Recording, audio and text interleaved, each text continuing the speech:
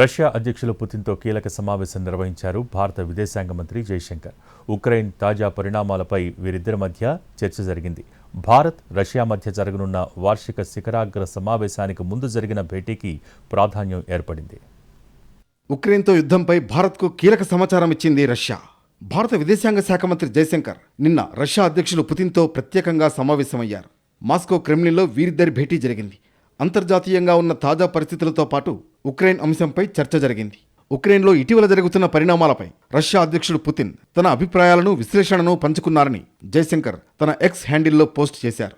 America, Ukraine మధ్య చర్చలు, త్వరలో జరిగే త్రైపాక్షిక సమావేశానికి సంబంధించిన అంశాలు చర్చకు వచ్చాయి. మరోవైపు భారత్, రష్యా మధ్య త్వరలో వార్షిక శిఖరాగ్ర సమావేశం జరగనుంది. దీనికి సంబంధించి సన్నాహాలపై చర్చించారు. అంతర్జాతీయ పరిణామాలు, ఉక్రెయిన్లోని తాజా పరిస్థితులపై పుతిన్ తన అభిప్రాయాలను పంచుకున్నారు. భారత్, రష్యా మధ్య జరగనున్న వార్షిక నాయకత్వ శిఖరాగ్ర సమావేశానికి సంబంధించిన ఏర్పాట్లు చురుగ్గా జరుగుతున్నాయి. ఇదే విషయాన్ని పుతిన్కు జయశంకర్ వివరించారు.